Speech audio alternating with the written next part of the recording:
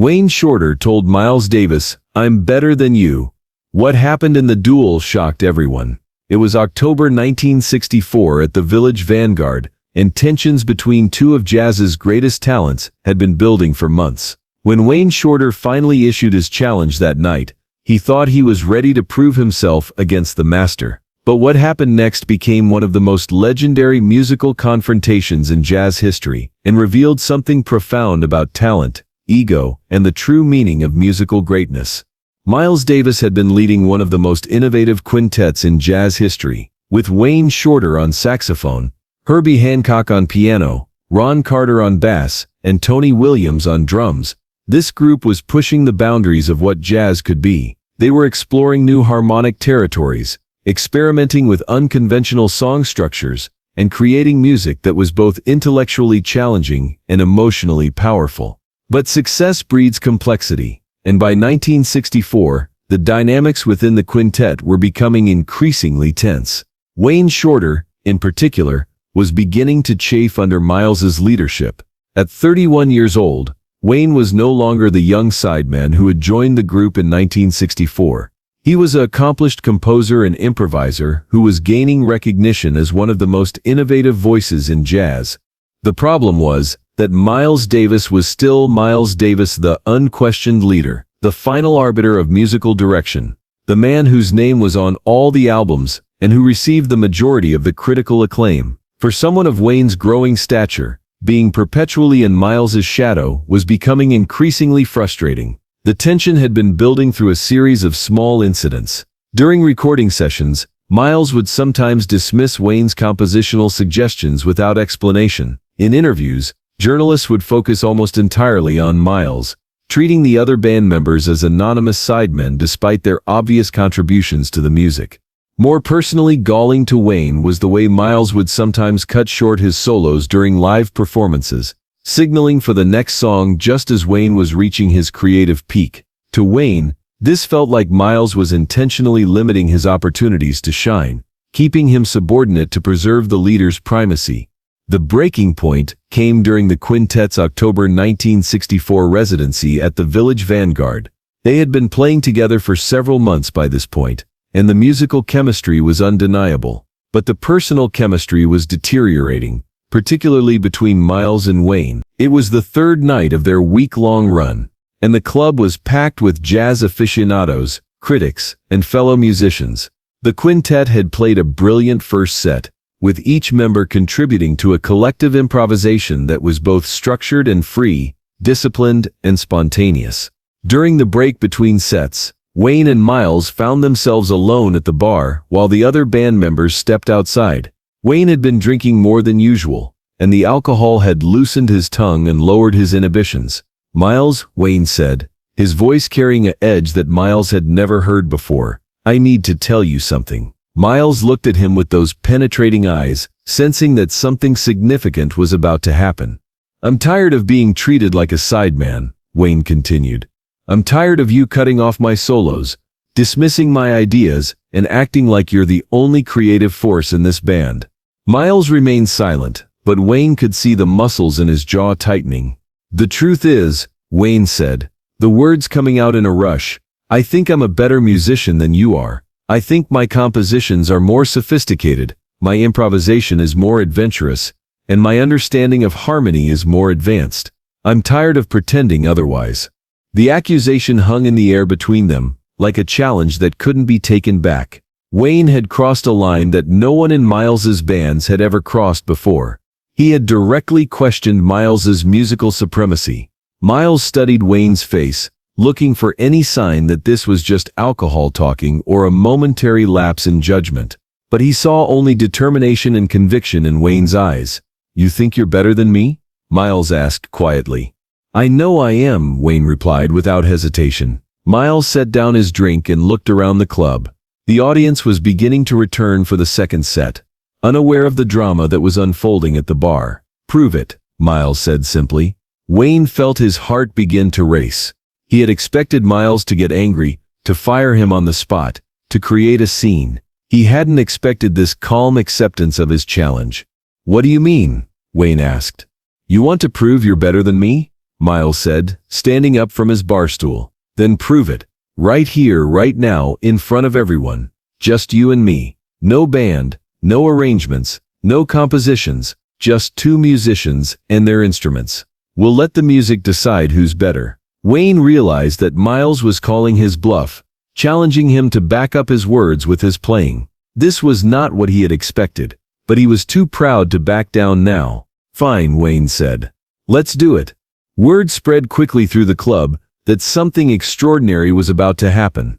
Miles and Wayne were going to engage in a musical duel, something that hadn't been seen in jazz clubs since the legendary cutting sessions of the 1940s and 1950s. The other members of the quintet returned to find the club buzzing with anticipation. Herbie, Ron, and Tony quickly understood what was happening and took their places on stage, ready to provide minimal accompaniment for what was about to unfold.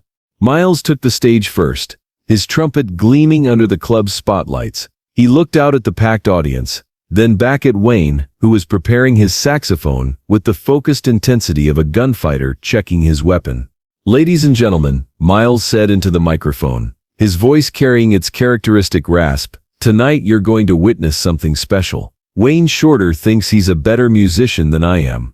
We're going to let you be the judge."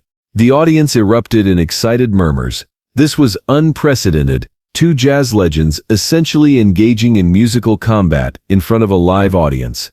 Miles nodded to the rhythm section, and they began playing a simple blues progression in B-flat, the most fundamental format in jazz, the musical equivalent of a boxing ring where technical skill and creative imagination would be the only weapons that mattered.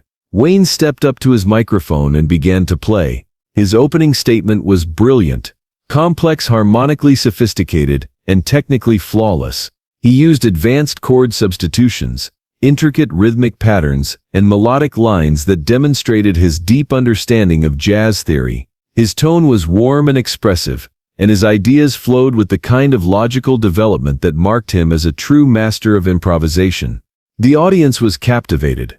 Wayne was playing at the peak of his abilities, demonstrating why he was considered one of the most important saxophonists of his generation. His solo built to a climactic peak that had the audience leaning forward in their seats, completely absorbed in his musical narrative.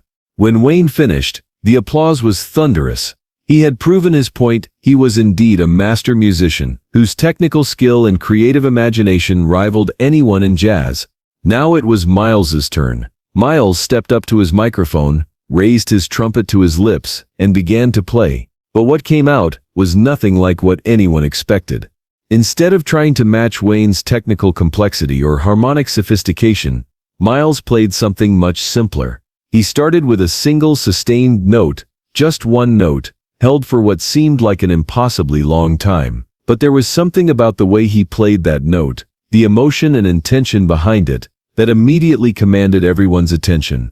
As Miles continued, he built his improvisation not on technical complexity, but on pure emotional expression. Every note seemed to carry weight and meaning. He used space and silence as deliberately as he used sound, creating a musical narrative that was both simple and profound.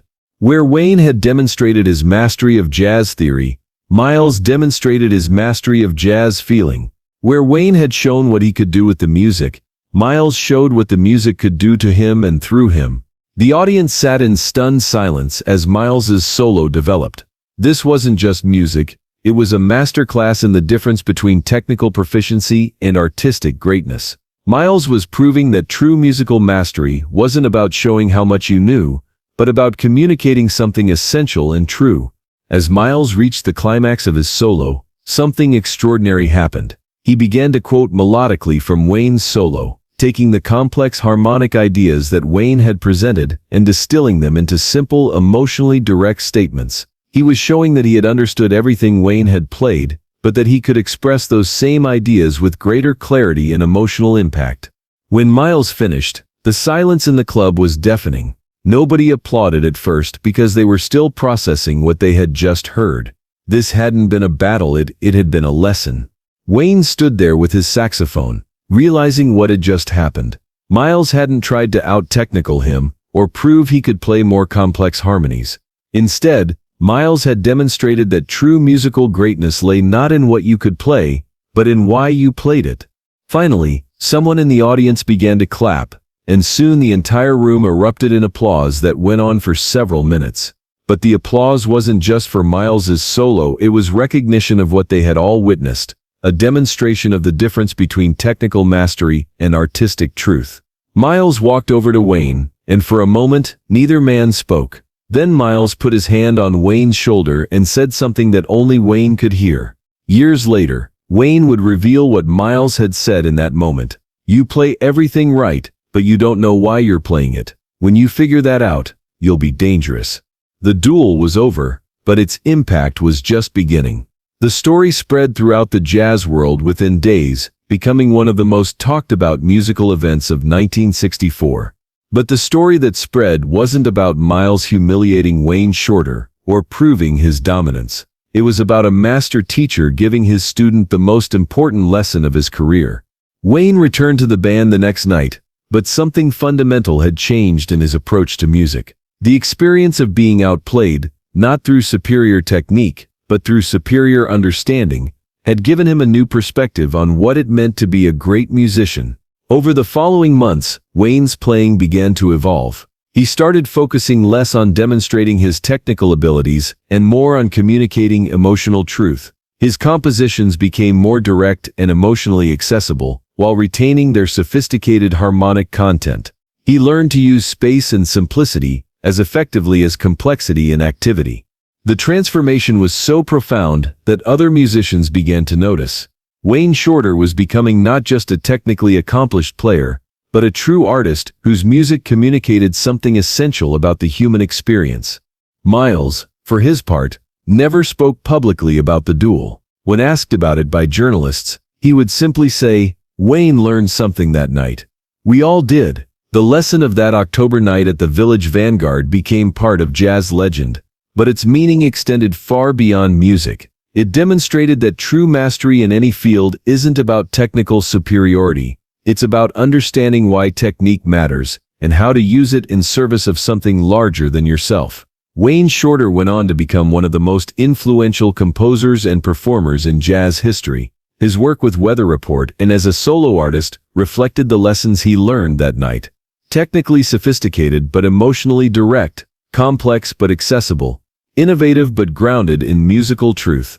And Miles continued to teach those lessons to every musician who worked with him, always demonstrating that the goal wasn't to impress other musicians with your technical abilities, but to move audiences with your artistic vision.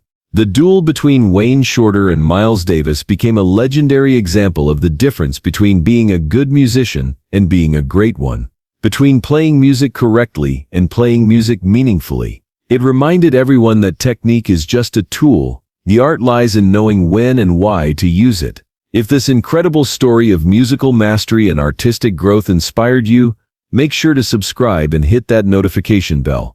Share this video with someone who needs to understand that true greatness comes from knowing not just how to do something, but why it matters. Have you ever learned an important lesson from being challenged by someone you respected? Let us know in the comments, and don't forget to check out more stories about the moments that define jazz history.